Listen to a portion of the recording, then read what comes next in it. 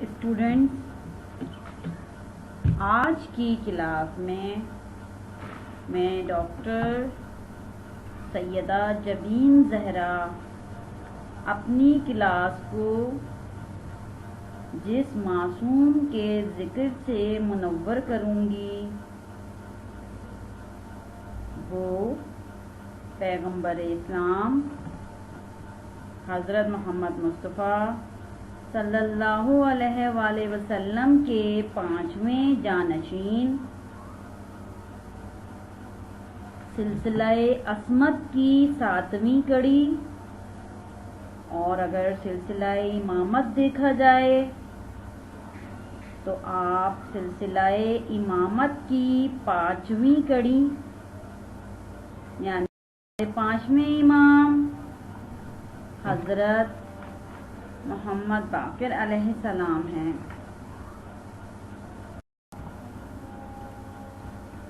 ہمارے 5ویں امام یکم رجب 57 ہجری یعنی 57 ہجری بروز جمعہ مدینہ منورہ میں پیدا ہوئے۔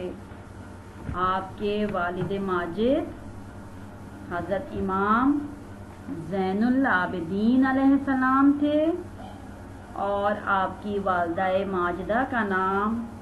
ام عبداللہ فاطمہ بنت امام حسن تھا۔ اسٹوڈنٹس، اگر ہمارے 5ویں امام حضرت امام محمد باقر علیہ السلام کا اسم گرامی، کنیت اور القاب دیکھے جائیں تو ہم یہ دیکھتے ہیں کہ ہمارے 5ویں امام کا اسم گرامی محمد تھا، اور آپ کی کنیت ابو جعفر تھی، اور آپ کے القاب جو ہیں وہ بے شمار ہیں، جن میں باقر، شاکر، ہادی زیادہ مشہور ہیں۔ امید کرتے ہیں کہ یہ اسم گرامی، کنیت اور القاب آپ کے سمجھ میں آ گئے ہوں گے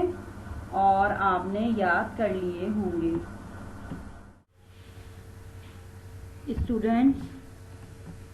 جیسا کہ ہم نے آپ کو بتایا کہ آپ کا یعنی ہمارے 5ویں امام کا ایک لقب باقر بھی ہے، تو ہم یہ دیکھیں گے کہ آپ کو باقر کا لقب کیوں دیا گیا، اس کی وجہ کیا تھی۔ تو دیکھیں، ہم سب جانتے ہیں کہ ہمارے تمام معصومین اللہ کی بارگاہ سے علمی صلاحیتیں لے کر آتے ہیں، یعنی ان کا علم جو ہے وہ اللہ کا عطا کردہ ہوتا ہے، اور معصوم اس حوالے سے ہمیں خود فرماتے ہوئے نظر آتے ہیں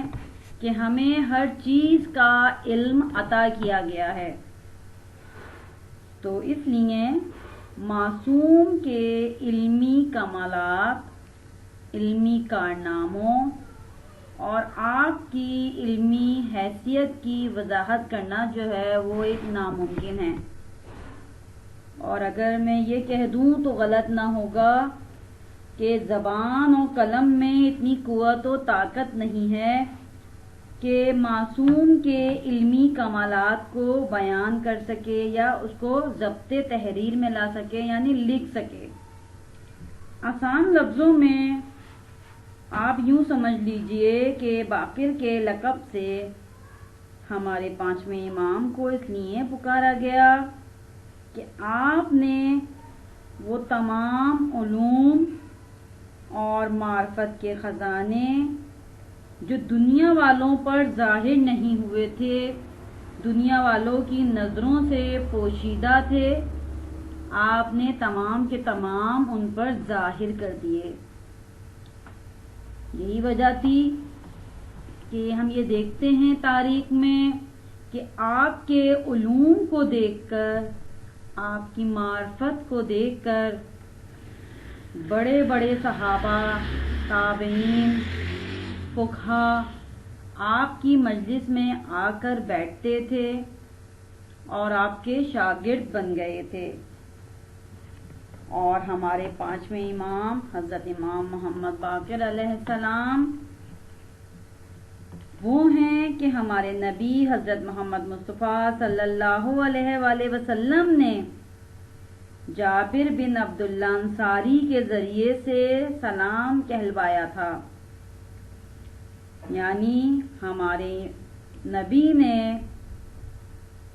جابر بن عبداللہ کے ذریعے ہمارے 5ویں امام کو سلام کہلایا اور اس کی پیشن گوئی فرمائی کہ یہ میرا فرزند باقر العلوم ہوگا، یعنی علم کی گتھیوں کو اس طرح سلجھائے گا کہ دنیا حیران رہ جائے گی۔ اسی وجہ سے آپ کے بارے میں کہا جاتا ہے کہ آپ باقر العلوم یعنی علم کے پھیلانے والے اور جامع العلوم ہیں، اور آپ ہی علوم و معارف میں شہرت عامہ حاصل کرنے والے اور اس کے مدارج بلند کرنے والے ہیں۔ بلکہ یہ حضرات وہ ستارے ہیں جو ہر قسم کی تاریکیوں میں چلنے والوں کے لیے چمکتے ہیں، اور ان کے انوار سے لوگ راستے پاتے ہیں۔ تو دیکھیں، یہ تو باقر کے ایک معنی تھے، کہ یہ کہہ لیجئے کہ باقر کی ایک وجہ تسمیہ تھی جو ہم دیکھتے ہیں کہ ہمیں تاریخ میں نظر آتی ہے۔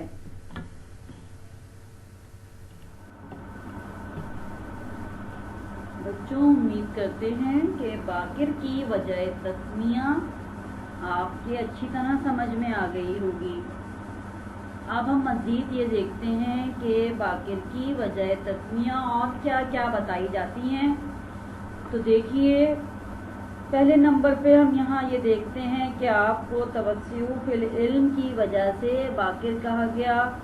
یعنی آپ نے علوم و معارف کو وسعت دی، علوم کو پھیلایا، اس وجہ سے آپ باقر کے لقب سے مشہور ہوئے۔ پھر ابن جوزی یہ کہتے ہیں کہ کیونکہ آپ کثرت سجود کی وجہ سے، یعنی بہت زیادہ سجدے کیا کرتے تھے، جس کی وجہ سے آپ کی پیشانی جو تھی وہ کشادہ ہو گئی تھی، وسیع ہو گئی تھی، اس وجہ سے آپ کو باقر کہا گیا۔ پھر ایک وجہ یہ بھی بتائی جاتی ہے کہ آپ کی جامعیت علمیہ کی وجہ سے، یعنی آپ کے پاس مختلف علوم تھے، آپ ہر قسم کے علوم میں ساری دنیا سے فوقیت لے گئے تھے، اس وجہ سے آپ کو باقر کے لقب سے پکارا گیا۔ پھر آخر میں ہم یہ دیکھتے ہیں کہ ہمارے نبی حضرت محمد مصطفیٰ صلی اللہ علیہ وآلہ وسلم نے ارشاد فرمایا کہ حضرت امام محمد باقر علیہ السلام علوم و معارف کو اس طرح شگافتہ کر دیں گے جس طرح زراعت کے لیے زمین شگافتہ کی جاتی ہے۔ تو گویا ہمارے نبی کے ارشاد کی روشنی میں ہمارے 5ویں امام نے وہ تمام علوم جو پوشیدہ تھے اس کو ظاہر کر دیا، لوگوں کی نظروں میں آ گئے، یعنی وہ علوم جو لوگوں کی نظروں سے پوشیدہ تھے، ہمارے 5ویں امام حضرت محمد باقر علیہ السلام کی بدولت لوگ ان علوم سے آگاہ ہو گئے۔ تو اسٹوڈنٹس، اب ہم اپنے 5ویں امام حضرت امام محمد باقر علیہ السلام کی کرامت دیکھتے ہیں کہ کہا جاتا ہے کہ ابو بصیر کی آنکھیں جاتی رہی تھیں، تو انہوں نے ایک دن آ کر کہا کہ اے فرزند رسول امام محمد باقر علیہ السلام، آپ تو وارث انبیاء ہیں، میری آنکھوں کی بینائی چلی گئی ہے، میری آنکھوں کی روشنی پلٹا دیجئے۔ بس آپ اسی وقت ان کی آنکھوں پر ہاتھ پھیرتے ہیں۔ ادھر آپ نے ان کی آنکھوں پر ہاتھ پھیرا اور ان کی آنکھوں میں بینائی پلٹ آئی۔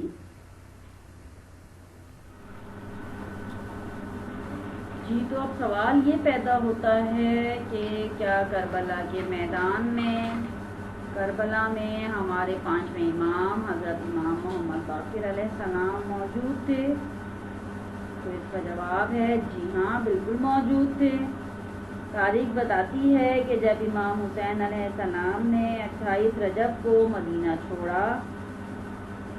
تو ہمارے 5ویں امام حضرت امام محمد باقر علیہ السلام موجود تھے اور بہت چھوٹے تھے۔ آپ نے مدینے سے مکے اور مکے سے کربلا تک کے تمام مصائب برداشت کیے، اور جب کربلا پہنچے اور امام حسین شہید کر دیے گئے تو اسیران اہل حرم کو جب کربلا سے کوفہ اور کوفہ سے شام روانہ کیا گیا تو آپ بھی موجود تھے۔ آپ نے کوفہ اور شام کے بازاروں اور درباروں کا حال دیکھا اور زندان میں بھی قید رہے۔